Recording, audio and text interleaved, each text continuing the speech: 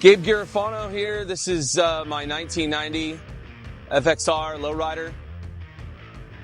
We built it with Dream Rides in Tennessee. Lindell wheels, Arlen Ness brakes and rotors, Arlen Ness air cleaner. Thanks to Millhouse at Thundermax for some great new old stock parts.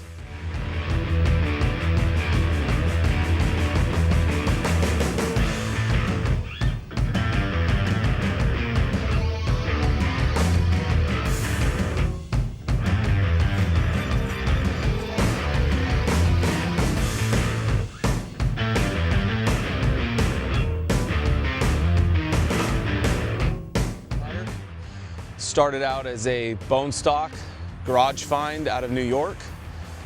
Shipped it directly to Dream Rides in Tennessee. And 8 months later, you get what you see here.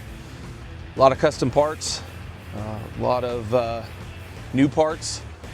We went through, the idea was to, if Harley could have built it in 1990 with the current technology that's available, how would they build it?